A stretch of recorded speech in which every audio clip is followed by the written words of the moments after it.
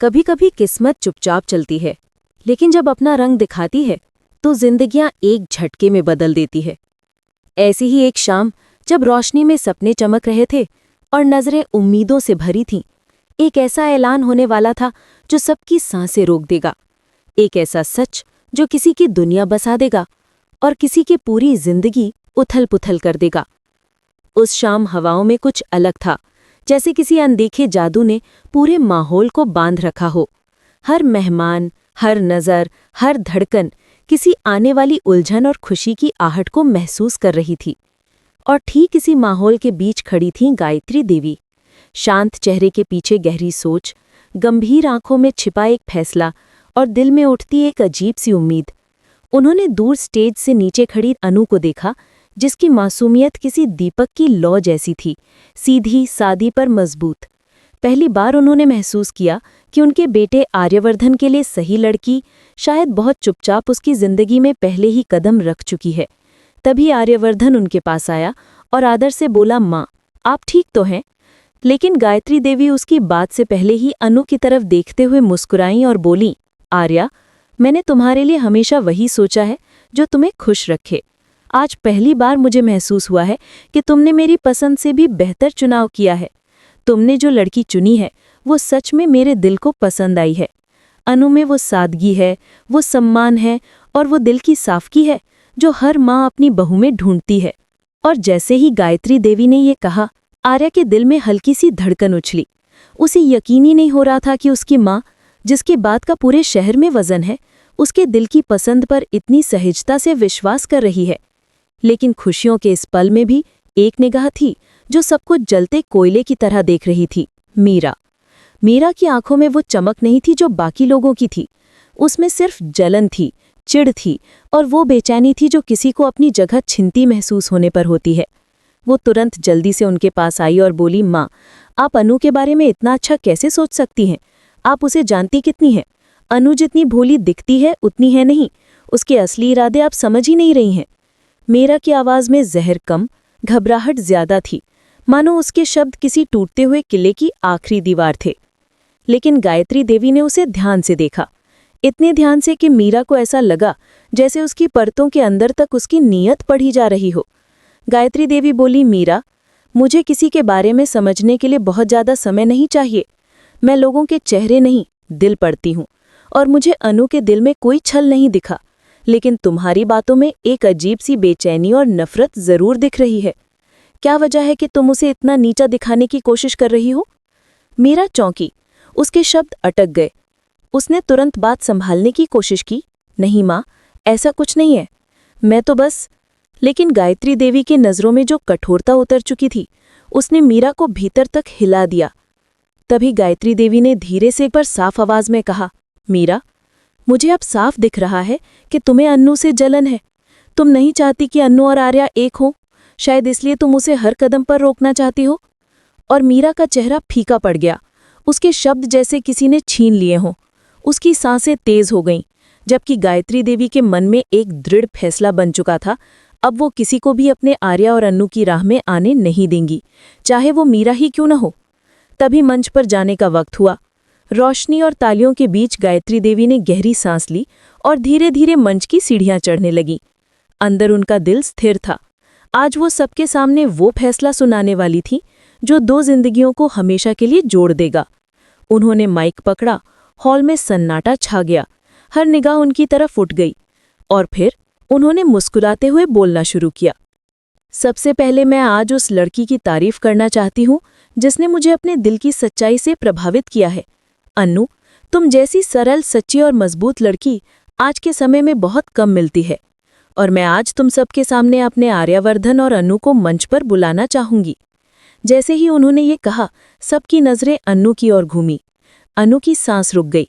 आर्या भी हैरान था। दोनों धीरे धीरे स्टेज की तरफ बढ़े। भीड़ तालियों से गूंज उठी। गायत्री देवी ने अन्नू और आर्यवर्धन दोनों के हाथ पकड़कर ऊपर उठाए और उसी पल उन्होंने वो ऐलान किया जिसने पूरी शाम को हिला दिया। मैं आज ये घोषणा करना चाहती हूँ कि मैंने अपने बेटे आर्यवर्धन की शादी के लिए जिस लड़की को पसंद किया है वो कोई और नहीं बल्कि अन्नू है। अन्नू ही वो लड़की है जिसे मैं अपनी घर की बहू बनाना चाहती हूँ और बहुत जल्द मैं अन्नू के पापा से इस रिश्ते के बारे में बात करने जाऊंगी। आने वाले महीने में अन्नू और मेरे बेटे आर्या की सगाई होगी और उसके बाद शादी। ये सुनते ही हॉल तालियों से गूंज उठा, लेकिन दो चेहरे ऐसे थे जिनकी रंगत उड़ चुकी थी, मानसी और मीरा। मानसी की आंखें फैल गईं। वो अविश्वास में बुदबुदाई, व्हाट? अन्नू इस घर की बहू? ये कैसे हो सकता है? और मीरा के होश तो जैसे एक ही पल में उड़ गए थे। उसका दिल धड़कना नहीं, धड़कने लगा था। उसे लग रहा था जैसे सारी जमीन उसके नीचे से खिसक रही हो। वो मन ही मन चीख उठी, मैं तो बस इंतजार करती रह गई और अन्नू दिल में बस गई। इस झटके ने उसे तोड़ दिया था। लेकिन मंच पर आर्या और अन्नू की आंखों में एक अलग ही चमक थी, अनकही खुशी, अनकही बेचैनी और एक अनकहा सपना जो अब सच बनने वाला था। और अगर आप भी आर्या और अन्नू की ये जोड़ी पसंद करते हैं तो इस कहानी के आगे के हिस्से के लिए तैयार रहिए। और अगर आपको ये मोड़ रोमांचक लगा तो अभी इस कहानी को सपोर्ट करने के लिए अपना रिएक्शन जरूर दें। आपका हर कमेंट इस कहानी को और शानदार बनाता है। गायत्री देवी के स्टेज से उतरते ही माहौल में खुशी और सदमे का एक अजीब सा मिश्रण फैल गया था। हर कोई एक दूसरे से फुसफुसा रहा था कि आखिर इतना बड़ा ऐलान कैसे हो गया। किस्मत जैसे हवा में फैलकर हर कान में कह रही थी कि अब इस कहानी में बड़े बदलाव आने वाले हैं। लेकिन इन खुशियों के बीच मीरा की आंखों में तूफान उमड़ रहा था। उसका दिल गुस्से के मारे धड़क नहीं, धधक रहा था। वो चुपचाप भीड़ से निकलकर कोने में जाकर खड़ी हो गई और उसकी आंखों में सिर्फ एक ही बात थी, ये सब कैसे हो गया? आर्या तो मेरा था। मैंने इतने साल साथ खड़े रहकर इंतजार किया, माँ को खुश रखने की कोशिश की, हर मौके पर आर्या का साथ दिया। पर ये अनु, ये अचानक कैसे माँ के दिल में बस गई? मीरा का दिल जैसे जलते लोहे की तरह तपा हुआ था। वो खुद से बड़बड़ाने लगी, मैं ये होने नहीं दूंगी। अनु, तुमने आज जो पाया है ना, मैं उसे तुमसे छीन कर दिखाऊंगी। उसी समय मानसी उसके पास आई। उसकी आंखों में वही सदमा था जो मीरा के चेहरे पर था। मानसी बोली, मीरा, ये सब क्या हो गया? अन्नू इस घर की बहू बनेगी? ये कैसे हो सकता है? मीरा ने तीखी आवाज में कहा, बिल्कुल नहीं हो सकता। जब तक मैं जिंदा हूं ये शादी कभी नहीं होगी। लेकिन मानसी ने उसे रोकते हुए कहा, मीरा, गुस्से से काम नहीं चलता। हमें सोचना होगा कि आगे क्या करना है। गायत्री देवी ने मीडिया के सामने ऐलान कर दिया है, अब पीछे हटना आसान नहीं होगा।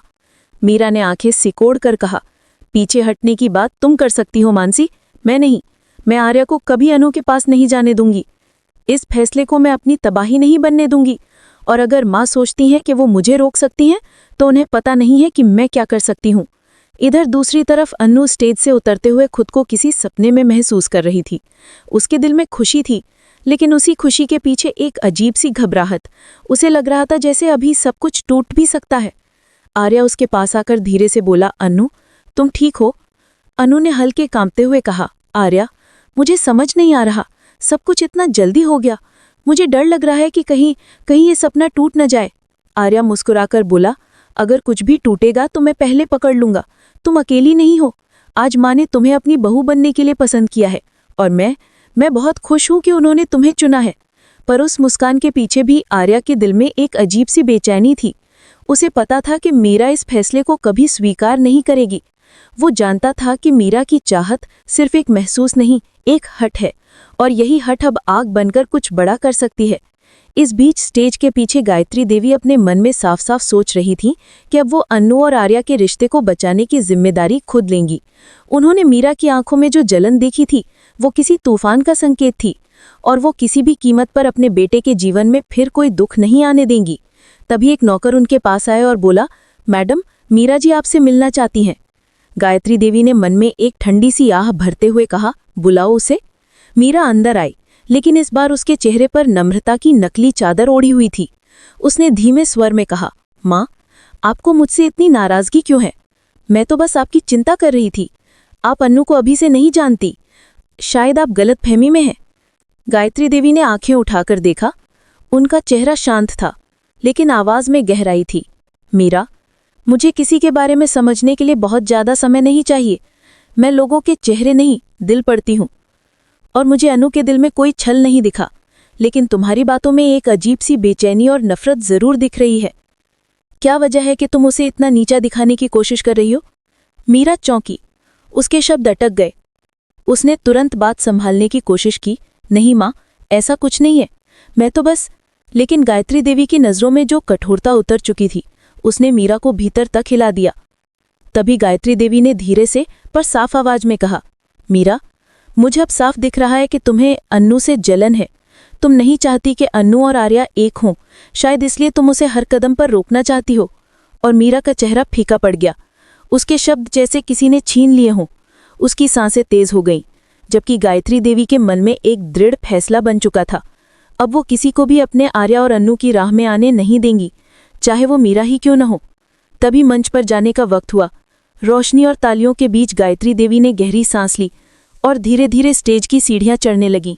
अंदर उनका दिल स्थिर था। आज वो सबके सामने वो फैसला सुनाने वाली थी जो दो जिंदगियों को हमेशा के लिए जोड़ देगा। घर में शांति उन्होंने तो माइक थी, पकड़ा, मगर उस हॉल में शांति के सन्नाटा नीचे छा गया। छिपी बेचैनी हर निगाह उनकी दीवार, तरफ हर उठ गई। कदम और हर और फिर चेहरे उन्होंने से महसूस मुस्कुराते हो हुए रही बोलना थी, शुरू किया। मानो रात भर सबसे पहले हवाओं मैं ने आज हर उस दिल में एक नया सवाल छोड़ दिया हो कि अब आगे क्या। अनु अपने कमरे से बाहर आई तो घर में अजीब सा सन्नाटा था। उसे लगा जैसे सारी दुनिया उसे नए नजरिए से देख रही है। कुछ में सपने, कुछ में सवाल और कुछ में ठंडी ईर्ष्या। वो धीरे धीरे सीढ़ियां उतर रही थी, तभी उसने नीचे मीरा को खड़े देखा। मीरा की आंखों में वो ठंडापन था जो किसी तूफान से पहले की खामोशी जैसा होता है, जैसे वो कुछ बहुत बड़ा सोच चुकी हो और बस वक्त का इंतजार कर रही हो। अनु ने मन ही मन खुद को संभाला और नीचे आई, लेकिन मीरा ने तीखे स्वर में कहा, सुबह सुबह ही बहू बनने की तैयारी शुरू कर दी। अनु ने शांत आवाज में कहा, दीदी, मैंने कुछ नहीं किया, जो भी हुआ माँ ने। पर मीरा ने बीच में ही बात काटते हुए कहा, हाँ हाँ, माँ ने देखा ही क्या है तुम में, बस 2-4 बार नम्रता दिखाकर उन्हें जीत लिया। मगर याद रखना अनु, ये घर उतना आसान नहीं है जितना तुम सोचती हो। ये जगह वो है जहां हर कोई तुम्हें परखता है, और मैं तो सबसे ज्यादा। अनु ने कुछ कहने की कोशिश की, लेकिन तभी गायत्री देवी नीचे आईं और बोली, मीरा, अन्नू को तंग करने की जरूरत नहीं है। मैं जानती हूं कि उसे समझने की जरूरत है, और वही काम मैं खुद करूंगी, तुम नहीं। मीरा के चेहरे पर गुस्से की लकीरें उभर आईं, लेकिन उसने मुस्कान का नकाब पहन लिया और बोली, माँ, मैं तो बस घर की भलाई चाहती हूँ। पर गायत्री देवी उसकी नकली मुस्कुराहट के पार देख चुकी थी। उन्होंने अन्नू की तरफ देखकर कहा, अन्नू, तुम मेरे साथ चलो, मुझे तुमसे बात करनी है। अनु के दिल की धड़कनें तेज हो गईं। वो माँ के साथ कमरे में गई। गायत्री देवी ने दरवाज़ा बंद किया और धीरे से बोले, अन्नू, मैं जानती हूँ कि तुम डरी हुई हो।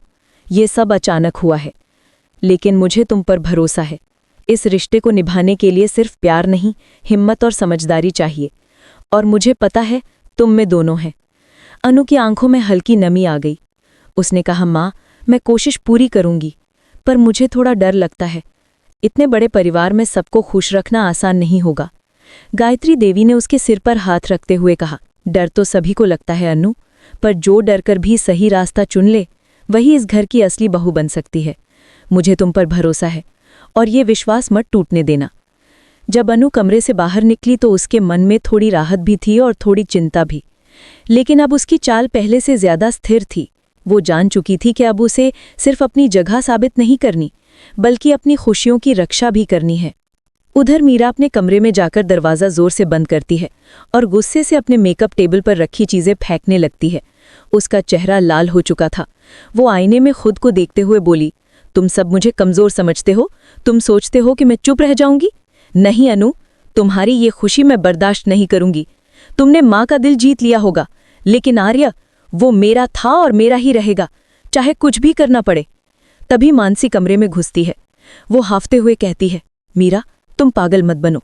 जितना तुम गुस्सा करोगी उतना ही माँ तुम्हें गलत समझेंगी। पर मीरा का चेहरा और तेजी से खतरनाक हो उठा। उसने कहा, मानसी, ये वक्त गुस्सा दिखाने का नहीं है, खेल खेलने का है। अगर अन्नू सोचती है कि वो इस घर की बहू बन जाएगी, तो मैं ऐसे उसका सबसे बड़ा सपना और सबसे बड़ा डर बना दूंगी। मैं ऐसी चाल चलूंगी कि उसका और आर्य का रिश्ता टूटने लगे और माँ को लगे कि अन्नू इस घर के लिए सही नहीं है। मानसी चौंकते हुए बोली, मीरा, ये बहुत गलत है। लेकिन मीरा ने तीखी नजर से कहा, गलत? गलत तो वो था मानसी जब माँ ने उसे चुना और मुझे हटाया। अब मैं जो भी करूंगी वो सिर्फ मेरा हक वापस पाने के लिए होगा, और मैं किसी भी हद तक जाऊंगी। दूसरी ओर आर्य ऑफिस जाने के लिए तैयार हो रहा था, लेकिन उसके मन में अन्नू के लिए चिंता बढ़ती जा रही थी। वो बार बार सोच रहा था कि क्या अन्नू इस माहौल में खुद को संभाल पाएगी? क्या वो इस घर की राजनीति समझ सकेगी? तभी अन्नू उसके कमरे के बाहर आई और धीमे से बोली, आर्य, क्या मैं अंदर आ सकती हूँ? आर्य उसकी आवाज़ सुनकर मुड़ा और मुस्कुरा दिया। उसने कहा, अन्नू, तुम्हें पूछने की ज़रूरत नहीं, ये घर तुम्हारा है और मेरा कमरा भी। अन्नू हल्का सा मुस्कुराई, पर उसकी आंखों में चिंता थी। आर्य ने तुरंत उसके हाथ पकड़कर कहा, क्या बात है, लगता है कुछ परेशान हो। अन्नू ने धीरे से कहा, आर्य, मुझे डर है। मीरा दीदी और मानसी दीदी को हमारा रिश्ता पसंद नहीं, वे मुझे स्वीकार नहीं करेंगी। आर्य ने दृढ़ता से कहा, अन्नू, दुनिया में 2 तरह के लोग होते हैं, एक वो जो खुद खुश होते हैं और दूसरों को भी रहने देते हैं, और दूसरे वो जो खुद खुश नहीं रह सकते, इसलिए दूसरों की खुशी से जलते रहते हैं। मीरा और मानसी दूसरी तरह की है, लेकिन तुम मेरी पहली जिम्मेदारी हो और मैं तुम्हें कभी तकलीफ नहीं होने दूंगा। अनु ने हल्के से सिर हिलाया और उसके दिल में एक नया भरोसा जागा। उधर मीरा की चालें अब आकार लेने लगी थी। उसने घर के नौकरों से बात करना शुरू किया। उनके कानों में धीरे धीरे जहर घोलने लगी। कभी किसी से कहती अन्नू को खाना बनाना नहीं आता, कभी किसी से कहती कि वो माँ को खुश करने का दिखावा कर रही है।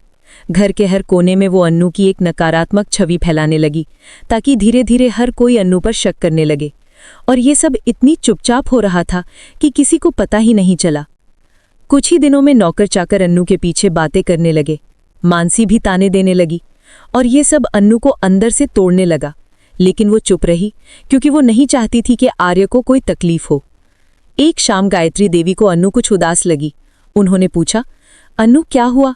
अन्नू ने मुस्कुराने की कोशिश की और बोली, कुछ नहीं माँ, बस थोड़ा थक गई हूँ। लेकिन गायत्री देवी को बात समझ आ गई। किसी ने कुछ कहा है और वो कोई खास है। ये सोचकर उनका संदेह सीधा मीरा की तरफ गया। उन्होंने फैसला किया कि अब वो मीरा को खुलकर चेतावनी देंगी। अगले दिन उन्होंने मीरा को अपने कमरे में बुलाया। मीरा ने मुस्कुराते हुए पूछा, माँ, बुलाया मुझे? गायत्री देवी ने सख्त स्वर में कहा, मीरा, नकली मुस्कान छोड़ो और सीधी बात सुनो। अगर तुमने अन्नू के खिलाफ एक भी चाल चली, एक भी, तो तुम मेरी नज़र में हमेशा के लिए गिर जाओगी। मैं तुम्हारी हरकतें समझ रही हूँ और अब मैं बिल्कुल बर्दाश्त नहीं करूंगी। मीरा अंदर से कांप गई, लेकिन चेहरे पर मुस्कान रखकर बोली, माँ, आप गलत समझ रही हैं। मैं तो। पर गायत्री देवी ने बीच में ही बात काटते हुए कहा, मैं कुछ गलत नहीं समझ रही, मैं सिर्फ चेतावनी दे रही हूँ। इस घर की बहू के खिलाफ अगर तुमने जहर फैलाया तो उस जहर का असर सबसे पहले तुम्हें ही लगेगा। मीरा के होंठ सूख गए। वो चुपचाप कमरे से निकल गई, लेकिन उसका गुस्सा अब और ज्यादा भड़क उठा था। वो अपने अंदर फुसफुसाई, अगर माँ सोचती है कि मैं डर जाऊंगी तो वो भूल रही हैं। मैं डरने वालों में से नहीं। मैं चोट खाती नहीं, देती हूँ। और अब मैं ऐसा कुछ करूंगी जिससे अन्नू की जिंदगी में अंधेरा ही अंधेरा रह जाए। उधर अन्नू मंदिर के सामने बैठकर भगवान से प्रार्थना कर रही थी। उसने कहा, हे भगवान, मुझे इस घर के लोगों के दिल जीतने की ताकत देना। मैं किसी से लड़ना नहीं चाहती, बस किसी का दिल नहीं दुखाना चाहती। और तभी हवा में हल्की सी ठंडक आई, जैसे भगवान भी उसके दिल की सादगी को सुन रहे हों। समय बीता और धीरे धीरे शादी की तैयारियां शुरू होने लगी। आर्य और अन्नू के नाम घर में गूंजने लगे। लोग सवाल करने लगे कि बहू कैसी होगी। रिश्ते वाले फोन करने लगे और हर खुशी की आहट के साथ मीरा का गुस्सा और ईर्ष्या गहराने लगी। वो हर गुजरते दिन अपने अंदर एक नया हथियार, एक नई चाल तैयार कर रही थी, क्योंकि कहानी अब उस मोड़ पर आ चुकी थी जहां प्यार और नफरत की लड़ाई शुरू होने वाली थी। और इस लड़ाई में कौन जीतेगा, ये आने वाला समय ही बताएगा। पर एक बात तय थी, अन्नू के लिए आने वाले दिन आसान नहीं होंगे और मीरा के लिए ये सिर्फ शुरुआत थी। और अगर आप भी इस संघर्ष, इस प्यार और इस तूफान से भरी कहानी को आगे और गहराई से देखना चाहते हैं तो अपना सपोर्ट दिखाइए, क्योंकि आपकी एक छोटी सी प्रतिक्रिया भी इस कहानी में नई जान डाल देती है। और हाँ, बताइए कि आप किसकी जीत देखना चाहते हैं, अन्नू की सादगी या मीरा की चालें। कहानी आगे और भी तीखी होने वाली है।